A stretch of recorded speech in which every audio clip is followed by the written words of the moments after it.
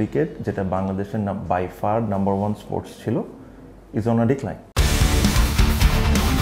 বাংলাদেশের ক্রীড়াঙ্গনে যদি একটি নাম লেখা হয় সবচেয়ে উজ্জ্বল অক্ষরে, তবে সেটা নিঃসন্দেহে সাকিব আল হাসান। ব্যাটে বলে তার অনন্য পারফরমেন্সের জন্য বিশ্বজুড়ে পরিচিত হলেও মাঠের বাইরেও নানা আলোচনা সমালোচনার জন্ম দিয়েছেন তিনি। তবুও মাঠের পারফরমেন্স দিয়ে বারবার প্রমাণ করেছেন তিনি বাংলাদেশের ক্রিকেটের poster boy.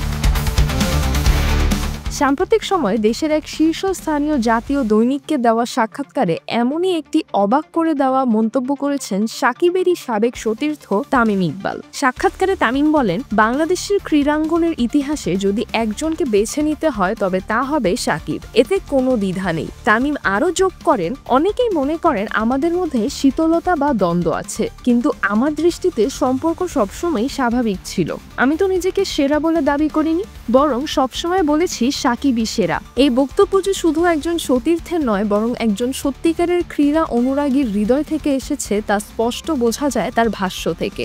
Shakib as a politician আমি সরাই দিলাম, সাকিব পলিটিশিয়ান সরাই দিলাম, সাকিবকে না। তামিম এও বিশ্বাস করেন, আমরা দুজনেই হয়তো কিছু ভুল করেছি, কিন্তু একদিন যদি একসঙ্গে বসে সব আলোচনা করি তাহলে সবকিছু মিটে যাবে। আমরা যদি একসাথে থাকি তবে এখনো বাংলাদেশ ক্রিকেটকে অনেক দূর এগিয়ে নিতে পারি। একসাথে মিলে বসে এই জিনিসটাকে কিভাবে করে রিভাইভ করা যায়। তবে বাস্তবতা একটু ভিন্ন। দীর্ঘদিন ধরে সাকিব জাতীয় দলের বাইরে। একদিকে তিনি আওয়ামী লীগের সংসদ সদস্য, অন্যদিকে একটি হত্যা মামলার আসামি। এই জটিল অবস্থার কারণে দেশে ফিরতেও পারছেন না এই বিশ্বসেরা অলরাউন্ডার। বাংলাদেশ ক্রিকেটে তিনি যা রেখে গেছেন সেটি ইতিহাসের পাতায় সোনালী অক্ষরে লেখা থাকবে। তবে ভবিষ্যৎ প্রজন্মের জন্য সবচেয়ে বড় বার্তা হতে পারে তামিমের এই স্বীকারোক্তি।